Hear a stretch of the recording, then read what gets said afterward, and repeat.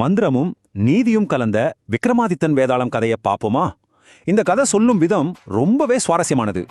ஒரு மந்திரக்கோள் தன் சொந்த எஜமானனையே ஏன் கொடூரமாக தாக்கியது? கதைக்குள் போகலாம் வாங்க. கல்யாணமாக போகும் வியாபாரி மகள் பிரத்யூஷாவுக்கு திடீர்னு பேச்சு திறன் போயிடுச்சு. பாவம் இல்ல? அவளை காப்பாற்ற ஒரே வழி ஆபத்தான நாகத்தீவில் இருக்கும் தசமூலம் அபூர்வ மூலிகை தானா? மாப்பிள்ளை ஆனந்தன், வைத்தியர் சஞ்சய், நண்பன் சிவநாதன், சாகசக்காரன் கபாலி 4 பேரும் மூலிகையை தேடி கிளம்பிட்டாங்க. 5வது நாள் வரை அமைதியான பயணம்.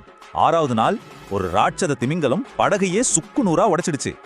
நண்பன் ஆனந்தனை காப்பாற்ற ஒரு மர பலகையை கொடுத்துட்டு சிவநாதன் கடலில் மூழ்கி தன் உயிரையே தியாகம் செஞ்சான்.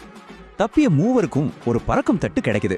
ஆனா அந்த முதியவர் பயணத்துக்காக கேட்ட விலை அவங்களோட இளமை.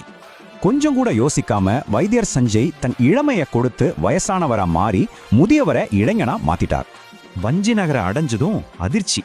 அங்கிருந்த இளைஞர்கள் எல்லாரும் மிருக தலையோட ஒரு கொடிய சாபத்துல தவிச்சிட்டு இருந்தாங்க. இளவரசி காதல மறுத்ததால கொடிய மந்திரவாதி மகாதம்பன் இந்த சாபத்தை கொடுத்திருக்கான். மூலிகையும் அவன் கட்டுப்பாட்டுல தான் இருக்கு. சாகசக்காரன் கபாலி சும்மா இருப்பானா? தைரியமா போராடி அந்த மந்திரவாதியை வீழ்த்தி மந்திரக்கோலியும் பறிச்சிட்டான். மந்திரவாதிக்கு ஜெயில், மந்திரக்கோளால் சாபமும் நீங்குச்சு. இளவரசியை மீட்டு தேடி வந்த தசமூல மூலிகையையும் வெற்றிகரமா எடுத்துக்கிட்டாங்க. ஆபத்தான மந்திரக்கோளை தூக்கி போட சொன்ன ஆனந்தன், ஆனா கபாலி அதை யாருக்கும் தெரியாம ரகசியமா ஒளிச்சு வச்சுக்கிட்டான். திரும்பும் வழியில ஒரு அற்புதம். இறந்த சிவநாதன் உயிரோடு வர சஞ்சய்க்கும் இழந்த இளமை மேஜிக் மாதிரி திரும்ப கிடைச்சிடுச்சு. மூலிகையால் பிரத்யுஷாவுக்கு பேச்சு வந்துடுச்சு.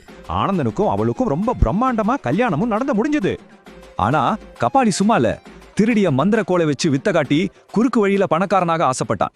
வித்த காட்டுறதை விட்டுட்டு அந்த மந்திரக்கோள் கபாலியே கொடூரமா அடிச்சு அவனை ஊரை விட்டே ஓட வச்சிடுச்சு. கதை சொல்லும் வேதாளம் இப்போ மன்னரை கேக்குது. மந்திரக்கோள் கபாலியை ஏன் தண்டிச்சது? மந்திரம் எப்பவுமே கையாளுபவரை அழிச்சிடுமா? மன்னர் விக்ரமாதித்தன் மூவரோட நோக்கத்தையும் அலசி ஆராயிறார். ஒவ்வொருத்தர் செயலுக்கு பின்னாலும் ஒரு பெரிய காரணம் இருந்துச்சு. கோள் தண்டிச்சது மந்திரத்தால, பணத்துக்காக அதை பயன்படுத்த நினைச்ச கபாலியோட சுயநல பேராசையத்தான்னு மன்னர் சரியா சொல்லிட்டார். மன்னர் மௌனம் களைஞ்சு சரியான பதில சொன்னதால வேதாளம் நழுவி மறுபடியும் முருங்க மரத்துக்கே பறந்து போயிடுச்சு.